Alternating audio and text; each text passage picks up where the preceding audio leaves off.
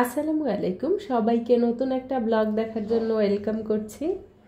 কাছে দূরে এই মুহূর্তে যে যেখানে বসে দেখছেন, আশা করি আল্লাহর রহমতে সবাই ভালো আছেন, সুস্থ আছেন এবং নিরাপদে আছেন। আমরাও আলহামদুলিল্লাহ ভালো আছি। সকাল সকাল ঘুম থেকে উঠেই ডেলিভারি ম্যানের কাছ থেকে ফোন এসেছে যে আমার একটা পার্সেল এসেছে। পার্সেলটা নিচে বসেই ওপেন করেছিলাম। মানে মারিয়ামের জন্য যখন কিছু অর্ডার করি তখন ডেলিভারি ম্যানের সামনে বসেই একটু চেক করে আনি, কারণ দেখা যাচ্ছে ওরা তো বাচ্চা মানুষ, বেবিদের অনেক সময় হেলথ গ্রোথের সাথে সাইজ মিলে না, সেজন্য একটু সাইজটা মিলিয়ে তারপর আনি। তো খোলার পরে দেখলাম যে না, সব কিছু ঠিকঠাক আছে, তাই নিয়ে চলে এসেছি। এখন যেহেতু প্রচণ্ড গরম, সেই প্রচণ্ড গরমের কথা মাথায় রেখে ওর জন্য টুকিটাকি কিছু অনলাইন থেকে কেনাকাটা করেছি। দাম অনুযায়ী প্রত্যেকটা ড্রেস অনেক সুন্দর লেগেছে আমার কাছে, সফট এবং আরামদায়ক, যেটা গরমে পরে অনেক বেশি শান্তি পাবে। তো এর আগেও গত বছর গরমের শুরুর দিকেও মারিয়ামের জন্য অনেকগুলো ড্রেস এই পেজ থেকে এনেছি। তখনকার টি শার্টগুলো অনেক ভালো ছিল, যার কারণে দ্বিতীয়বার আবারও অর্ডার করেছি। তো এখন দেখেন সে একটা ড্রেস পরেছে, পরার পরে এখন বাবার সাথে বাহিরে যাবে, আগেই দরজার কাছে দাঁড়িয়ে আছে। এই হচ্ছে তাদের প্রতিদিনকার রুটিন, দরজার কাছে দাঁড়িয়ে থাকে। আর মাশরাফিকে তো একটু বুঝিয়ে শুনিয়ে রেখে যেতে পারে যে পরে আসবো বা কিছু নিয়ে আসবো, বা একটা ধমক দিলে সরে আসে, কিন্তু মারিয়ামকে কোনোভাবেই থামানো যাবে না। তো এখন হচ্ছে আমাকে বলতেছিল যে দরজাটা একটু খুলে দাও, আস্তে করে বলতেছিল দরজাটা খুলে দাও। আমি যখন দিচ্ছিলাম না তখন মাশরাফিকে ডেকে নিয়ে এসেছে। মাশরাফি তো পারতেছে না, কারণ আমি এখন উপরের সিটকানিটা লাগিয়ে দেই, কারণ মাশরাফিকে দিয়ে ও দরজা খুলে ওরা বাসা থেকে বের হয়ে যায়। অনেক সময় দেখা যাচ্ছে আমি রান্নাঘরে থাকি, কাজে একটু ব্যস্ত থাকি, তখন কিন্তু খেয়াল রাখতে পারি না। আর এই দেখেন অবস্থা, আমি এখানে বসে বসে দেখছিলাম শুধু কি করে। তো প্রথমে যখন দেখছে যে মাশরাফি খুলতে পারছে না, তো সে তখন চেয়ার নিয়ে গিয়েছে। এখন চেয়ারের উপরে উঠে ওকে দরজা খুলতে বলতেছে। তো মাশরাফি তো আমার সামনে সাহস করে না, কখন মাথার মধ্যে কাজ করবে যে এটা আমি খুলে তারপর চলে যাই, তো তখন তো বিপদ। তো এখন শোনেন ওর বাবা কি বলে ওদেরকে।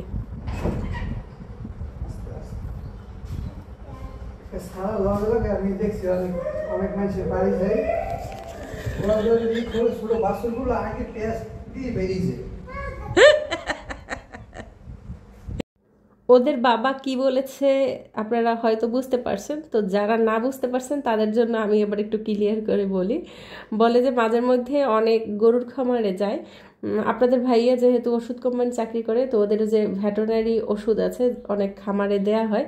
তো খামারে যখন যায়, খামার থেকে যখন গরুগুলো ছেড়ে দেয় আর কি, গরুর গোয়াল থেকে যখন গরুগুলো ছেড়ে দেয়, গরুর বাছুরগুলো আগে সামনে গিয়ে দাঁড়িয়ে থাকে আর কি, নিচ থেকেই দৌড়ে ওরা বের হয়ে যায়। তো সেই জিনিসটাই বুঝিয়েছে।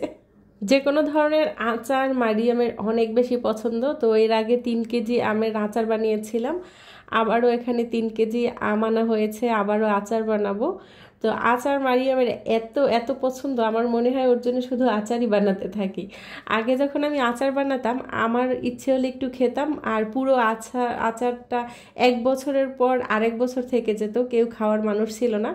কিন্তু এখন মারিয়ামের আচার বেশ পছন্দ, বানানোর পরে অলরেডি 1 ডিব্বা শেষ। কতক্ষণ পর পর আসে, আম্মু আমাকে একটু আচার দাও। তো আচার ওকে খেতে দেখে আমারই ভালো লাগে, তো সেজন্য আমার বানাতেও ভালো লাগে। সকাল সকাল মারিয়াম বাজার থেকে এসেছে। আজকে বাজার থেকে ওর বাবা আর ওদেরকে কিছু দেয়নি, একটা কাপ নুডলস দিয়েছিল যেটা কিনা লুকিয়ে রেখেছি। আর এখন ওকে একটা ডিম সেদ্ধ দিয়েছি, একটা কলা, সাথে 2টা বিস্কিট। কিছুক্ষণ পরে ওকে আবার কিছু একটা খাবার দেবো, হয়তো 1 গ্লাস দুধ দেবো, নয়তো একটু ভারী কোনো খাবার দেবো। তো মাঝে মধ্যেই ব্রেকফাস্টটা এখন হালকা ফুলকা করে। অনেকেই বলেন মারিয়াম শুকিয়ে গিয়েছে, মারিয়াম শুকায়নি, মারিয়াম লম্বা হয়েছে, বাট ওর ওজনটা তেমন একটা বাড়েনি। আর ওজন যে বাড়েনি তাতে আমার কোনো ধরনের আফসোস নাই, কারণ ও অনেক বেশি অ্যাক্টিভ এবং হচ্ছে ব্রেন ডেভেলপমেন্টটাও বেশ ভালোই হয়েছে। তো স্বাস্থ্যের কোনো আপাতত দরকার নেই। মাশাল্লাহ, আলহামদুলিল্লাহ, মেয়েটা কিন্তু দেখতে দেখতে বড় হয়ে যাচ্ছে। আমার মনে পড়ে এই তো সেদিন মারিয়াম হলো, সে কিন্তু এখন অনেক বেশি বুদ্ধিমতী হয়েছে, অনেক পাকা পাকা কথা বলতে জানে। তো আসলে মেয়েদের জীবনধারাটাই এরকমের, মেয়েরা একটু একটু করে যত্ন করে মায়ের কাছে বড় হয়, তারপর শ্বশুরবাড়ি চলে যায়, সেও একদিন মা হয়। এই আর কি প্রেক্ষাপটে এই গোলক ধাঁধাই আর মেয়েদের জীবনটা চলে যায়। তবে আসলে মেয়েদের জীবনটা কিন্তু এতটাও সহজ না।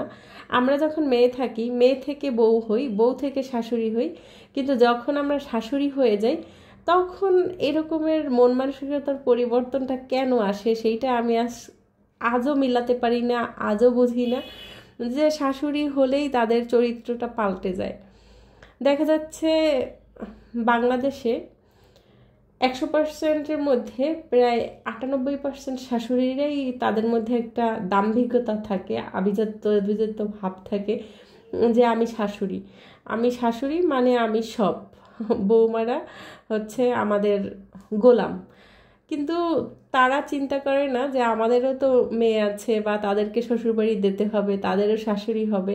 কিন্তু এই কথাটা কোনো শাশুড়িই চিন্তা করে না। বিশেষ করে যেই শাশুড়িদের আর কি ছেলে ভক্ত থাকে, আর কি ছেলেরা মা ভক্ত থাকে, তাদের কথা কি আর বলবো, তাদের তো কোনো ঠিকানাই নাই। মানে তারা যে বৌমাদের সাথে কি আচরণটা করে সেটা আসলে আমার বাস্তব লাইফের কিছু অভিজ্ঞতা আছে। যদিও আমি আমার শাশুড়িকে দেখিনি, আমার বিয়ের অনেক আগেই আমার শাশুড়ি মারা গিয়েছে, আমার শাশুড়িকে আমি দেখিনি, এটা আমার অনেক আফসোস। আমার শাশুড়ি যদি থাকতো তাহলে আমি আসলে চেষ্টা করতাম যে শাশুড়িরা কেন বৌমাকে ভালোবাসবে না। তবে কিছু কিছু আছে যারা হচ্ছে একদম কুকুরের ল্যাজের মতো, এই ল্যাজগুলোকে আসলে কেউ সোজা করতে পারে না। কয়েকদিন আগে সোশ্যাল মিডিয়ায় একটা ঘটনা বেশ কিন্তু ভাইরাল হয়েছিল, পলাশ সাহার ব্যাপারটা, পলাশ সাহার মা এবং বউয়ের যে ব্যাপারটা। আসলে আমাদের সমাজটাই এরকমের, প্রথম ভুলটা তারা বৌমাদেরই দেখেন যখন পলাশ সাহের ব্যাপারটা আমরা শুনতে পেরেছি, ছোট্ট একটা নোট যখন সবার সামনে এসেছিল যে বউকে যেন গহনাগুলো দিয়ে দেওয়া হয়, তখন কিন্তু আমরা ভেবেই নিয়েছিলাম যে বউটা হয়তো ভালো না, গহনার লোভী ছিল, সে কারণে গহনাগুলো দিয়ে দিতে বলেছে। কিন্তু লাস্ট পর্যায়ে যেই সত্যগুলো আমাদের সামনে এসেছে তাতে রীতিমতো আমরা অবাক হইনি, কারণ এরকমের ঘটনা হরহামেশা এখন ঘটে থাকে। যে আর কি ওই যে বললাম যে মা ভক্ত যে ছেলেগুলো থাকে, এই ছেলের ভাগ্যে যেই মেয়ে পড়বে তার জীবন শেষ, মানে ওই সংসারটা টেকা একদম এক প্রকার অসম্ভব। আর ওই যে বললাম যে আমার বাস্তব লাইফের কিছু অভিজ্ঞতা আছে, আমি দেখেছি। তো এদের সংসার আসলে কোনো মেয়েদের দ্বারা করা সম্ভব না, কারণ এরা সব সময় মনে করে তাদের ছেলে মানেই তার, মানে বিয়ের পরে যে মা পর হয়ে যায় এমনটা কিন্তু না। মা হচ্ছে জন্মদাত্রী, সে হচ্ছে সবার আগে। কিন্তু মায়ের পরে যে আসে একটা ঘরে যে একটা ছেলের বউ আসে, সেই ছেলের বউয়ের অধিকারটাও কিন্তু কোনো অংশে কম নয়। দুইজনের ভালোবাসা, দুইজনের অধিকার কিন্তু দুই রকমের। তো একটা ছেলেকে ব্যালেন্স করে চলতে হয়, মায়ের ভালোবাসা মায়ের কাছে, বউয়ের সম্মান, বউয়ের ভালোবাসা বউয়ের কাছে। কিন্তু কিছু সন্তানের আছে যারা হচ্ছে মায়ের কথা শুনে বউকে একদম কিছুই মনে করে না। তো এই ঘটনাগুলো যদি আমাদের সমাজে ঘটতেই থাকে তখন বাধে বিপত্তি, তখনই এই অঘটনগুলো ঘটে। আর পলাশ সাহার মতো যদি কাপুরেশরা হয়ে থাকে তারা আত্মহত্যার পথ বেছে নেয়, আবার যদি ভালো ছেলে হয়ে থাকে তারা ব্যালেন্স করে আর কি দুজনকেই সমানভাবে সুখী রাখার চেষ্টা করে। তবে দুজনকে সমানভাবে সুখী রাখা সম্ভব না, কারণ কিছু কিছু মায়েরা মনে করে সন্তান আমি জন্ম দিয়েছি, আমি সব, আরেকটা যে মেয়ে আসে সেই মেয়েটা আসলে কিছু না, যেমনটা ঘটেছিল পলাশ সাহার মায়ের সাথে। মানে সে নাকি শুনেছি যে ছেলের সাথে হানিমুনেও চলে গিয়েছে, বউকে নিয়ে হানিমুনে গিয়েছে, সেখানেও সে একসাথে গিয়েছে এবং গিয়ে সে বলে যে একটা হোটেল রুম বুক কর, বড় খাটটায় তোরা শোবি, ছোট খাটটায় আমি শোবো। তো আমার কথা হচ্ছে, তো ভুলটা তো পলাশ সাহের বউয়ের ছিল, হানিমুন মার ছেলেকে পাঠিয়ে দিলেই হতো, সে মাঝখানে কেন গিয়েছে? মানে কি একটা অবস্থা, এই আজব আজব ঘটনা আমাদের ঘটে। তো পলাশ সাহের যে ব্যাপারটা, এই ব্যাপারটা গিয়ে দেখেন আমাদের বাংলাদেশে প্রায় 98 জন শাশুড়ি এই ঘটনাগুলো ঘটায়, কিন্তু কারোটা প্রকাশ হয়, কারোটা একদম নীরবে থেকে যায়। বাকি 2% যে শাশুড়ি আছে তাদেরকে আমি এক প্রকার ফেরেশতা বলবো।